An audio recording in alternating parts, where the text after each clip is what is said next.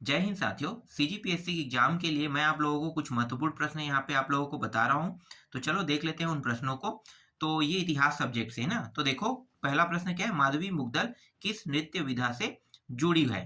पहला है कथकली है, दूसरा है कथक है, तीसरा है ओडिसी है, चौथा भरतनाट्यम है और पांचवा है धूमर। तो ये सभी जो नृत्य है ना, जैसे कथकली अलग अलग, हर एक अलग अलग राज्यों से है। कथक अलग है, ठीक है, भरतनाट्यम अलग है, ये जो साउथ वाला है, ये घूमर जो है राजस्थानी है। और ये कथक और कथकली ये जो है ऊपर का नहीं है, ये दक्षिण साइड का है। अब बचा क्या, ये ओडिसी बस बचा। तो उत्तर क्या लेना है, माधवी मुग्दल किस नृत्य विधा से जुड़ी है, तो ओडिसी आ जाएगा। ठीक है, ये आएगा। अब मैं माधवी मुग्दल के बारे में बता देता हूँ कि ये उड़ीसा का ना एक उड़ीसा राज्य है ना, उड़ीसा राज्य की ही बात कर रहा हूँ। ओडिसी मतलब उड़ीसा राज्य। तो ये नृत्यांगना है और इसे कई अवार्ड मिले हैं, संगीत में कई अवार्ड मिल चुके हैं। इसको एक उपाधि दिया गया है, इसके उपाधि का नाम है नित्य चूड़ामणि। ठीक है, नित्य चूड़ामणि की उपाधि से प्राप्त है।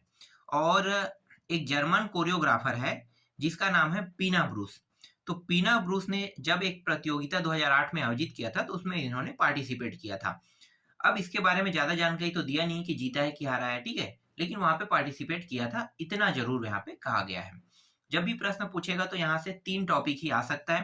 पहला, माधवी मुग्दल किस नृत्य से विधा से है, जैसे कि यहाँ पे उत्तर क्या लेना है, ओडिसी लेना है। दूसरा प्रश्न क्या हो सकता है, दूसरा प्रश्न इसे उपाधि कौन सा दिया है, तो नित्य चूड़ामणि की उपाधि। तीसरा प्रश्न अगर पूछता है तो किस कोरियोग्राफर ने, ठीक है, किस जर्मन कोरियोग्राफर ने अंतर्राष्ट्रीय जो फेस्टिवल आयोजित किया था ना, तो उसका नाम बताइए, जिसमें किसने पार्टिसिपेट किया था, माधवी मुग्दल ने। तो इस तरह से पीना ब्रूस का नाम वहां पे रखना है। समझ में आ गया? आगे देखते हैं। इसके बाद देखो, किस संत ने अद्वैतवाद का प्रतिपादन किया?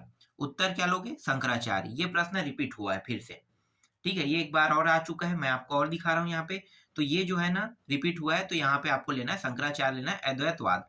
अद्वैतवाद का मतलब क्या होता है, सब चीज झूठ है कह रहा है। अद्वैतवाद का मतलब क्या होगा, सब चीज झूठ है, मिथ्या है। इसी को क्या कहते हैं, अद्वैतवाद कहते हैं। ठीक है, चलो आगे देखते हैं। और इसने कई जो पीठ है ना, जैसे 4 पीठ है, तो चारों पीठ का इन्होंने क्या किया है, लोकार्पण किया है। मतलब 4 पीठ का इन्होंने शिलान्यास किया है, समझो। ठीक है, 4 पीठ, 4 पीठ। तो 4 पीठ जैसे शारदा पीठ, सिंहेश्वरी, गोवर्धन पीठ, ज्योति पीठ, ये चारों पीठ है। कभी पूछता नहीं है, बाई चांस अगर पूछ देना तो आप लोगों को याद रखना है इसे। ठीक है, क्या क्या नाम है, एक है श्रृंगेरी है, गोवर्धन है, गोवर्धन, ठीक है, एक है शारदा है, एक ज्योतिष पीठ है। इसके बाद आगे दिखाता हूं मैं आपको कुछ और महत्वपूर्ण प्रश्न। जैसे कि देखो, जास्कर श्रेणी स्थित है, तो जास्कर श्रेणी कहाँ कहाँ, मतलब जास्कर श्रेणी कहाँ स्थित है, तो पहला जम्मू कश्मीर है, दूसरा उत्तरांचल है, तीसरा असम है, इसे असम बोल लिखा है ना, अरुणाचल प्रदेश है और मेघालय है। तो जास्कर जो श्रेणी है ये जम्मू कश्मीर में है। जास्कर श्रेणी के अलावा लद्दाख श्रेणी भी वही है जम्मू कश्मीर में, और काराकोरम जो श्रेणी भी है, किसमें है, 3 ये मुख्य श्रेणी है जो मैं भी बता रहा हूँ ना, जास्कर है, काराकोरम है, लद्दाख है, ये तीनों मुख्य श्रेणी है जो जम्मू कश्मीर राज्य में ही स्थित है। और अगर ये थोड़ा सा डीप में पूछ देना, तो ये जो जम्मू कश्मीर राज्य में जो मैं बता रहा हूँ आपको, ठीक है, हम लोग नक्शा में तो अपना अपना हिस्सा दिखाते हैं, लेकिन ये पीओके पाक अधिकृत कश्मीर में है, याद रखना। ठीक है, और भारत के सबसे ऊंची चोटी जो है ना, गार्डविन आस्किन K2 भी पीओके में है, पाकिस्तान अधिकृत, मतलब पाकिस्तान ने जो कब्जा किया है ना उसी हिस्से में है, अगर पूछता है तो। और जो मुख्य रूप से हमारे हिस्से में है वो है कंचनजंगा, जो सिक्किम में है। और माउंट एवरेस्ट जो है वो तो नेपाल में है। ठीक है, बहुत सारे मुख्य मुख्य जो ऊंची श्रेणी ने, जैसे धौलावीरा, बहुत सारे, वो कहाँ पे, नंदा देवी पर्वत। तो कुछ तो भारत में है, लेकिन बहुत सारे जो है ना वो आपको देखने को मिलेगा नेपाल में ही।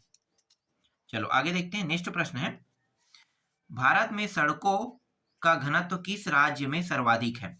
तो उत्तर क्या बताना है, केरल। ठीक है, केरल है। और दूसरे स्थान में आपको लेना है त्रिपुरा, अगर फर्स्ट से सेकंड, क्योंकि पीएससी थोड़ा सा डीप पूछता है, पहला ना पूछ के कभी कभार दूसरा भी पूछ देता है। तो पहला में तो आ गया केरल और दूसरा में त्रिपुरा। और पूछेगा तो यही प्रश्न पूछेगा और दूसरा नहीं पूछेगा, जो मैं आपको दिखा रहा हूँ वही आपको याद करना है। ठीक है, इसके बाद देखो, निम्न में से किस स्थान पर लौह इस्पात का उद्योग नहीं है। तो यहाँ पे झरिया है, जमशेदपुर है, दुर्गापुर है, भिलाई है, टाटानगर है। जमशेदपुर जो है स्टील के लिए जाना जाता है, ये तो मुझे पता है। दुर्गापुर को भी मैं जानता हूँ, ठीक है। भिलाई को भी जानता हूँ, बीएसपी प्लांट, ठीक है। टाटानगर को भी जानता हूँ, लेकिन झरिया को नहीं जानता हूँ। झरिया जो है ना, ये कोयला खदान है, ठीक है। झरिया के बारे में मैंने सुना है, मैंने पढ़ा भी है।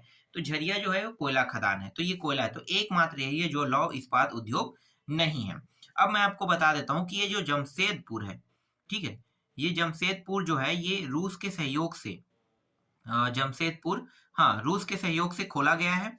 और ये दुर्गापुर जो है पश्चिम बंगाल में है, ये ब्रिटेन के सहयोग से खोला गया है। भिलाई जो है रूस के सहयोग से, और टाटानगर जो है टाटा कंपनी का है ना, जमशेद वाला भी वही टाटा ही है। तो टाटानगर मतलब टाटा कंपनी के द्वारा खोला गया होगा। ठीक, आगे देखते हैं।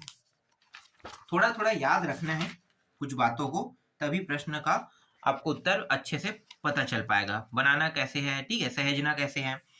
जैसे कि हड़प्पा के काल का तांबे का रथ किस स्थान से प्राप्त हुआ था? तो यहाँ पे दैमाबाद है, ठीक है। तांबे का रथ कहाँ से प्राप्त हुआ था? दैमाबाद, और दैमाबाद पड़ता है महाराष्ट्र में, ठीक है। इसके अलावा दैमाबाद में और क्या क्या चीजें प्राप्त हुई? जैसे कि मनुष्य की आकृति, सांड और गैंडे और हाथी, इनकी सबकी ठोस आकृतियां जो है ना, ये दैमाबाद से प्राप्त हुए। याद रहेगा दैमाबाद कहाँ पे है? दैमाबाद महाराष्ट्र राज्य में है। और दैमाबाद में सिर्फ तांबे के रथ के अलावा मनुष्य, हाथी, गैंडे, सांड, मतलब जितने जीव है ना, जीवों के बारे में आप समझ लो। तो जीव क्या है? यही सब है। अब मान लो इन जीवों को किसमें बैठा देते हैं? रथ में बैठा देते हैं। तो तांबे के रथ में बैठाए हुए एक ठोस आकृति जैसे मनुष्य, सांड, गैंडे और हाथी की आकृति प्राप्त हुई दैमाबाद में। याद रहेगा? ये एक ट्रिक है याद करने के लिए। कुछ कहानियां बनाना पड़ता है। बहुत सारे कोचिंग सेंटरों में आप लोग मान लो अगर आप लोग कोचिंग सेंटर में पढ़ रहे हैं तो कहानी जो है ना बना के आप लोगों को पढ़ाते हैं। क्योंकि इससे क्या होता है, कहानी को हम अपने दिमाग में बैठा लेते हैं, और जैसे ही हम कहानी को दिमाग में बैठाते हैं तो वो टॉपिक हमें याद हो जाता है। कई चीज फैक्ट होता है, रियलिटी नहीं होता है। याद रखना इस बात को। कहानी बनाया जाता है, जैसे मैं भी कहानी बनाता हूँ, तो उसी तरह से अन्य कोचिंग सेंटर वाले भी कहानी बना के ही आपको पढ़ाते हैं, जिससे याद रहे। लेकिन कहानी को मेंस में नहीं लिखा जा सकता, ये बात भी याद रखना।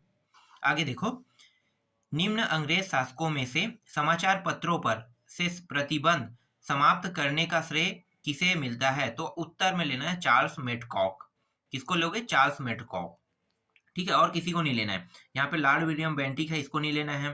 लॉर्ड मैकाले है, वॉरेन हेस्टिंग है, और यहाँ पे ये तो हटा ही दो, लॉर्ड क्लाइव है।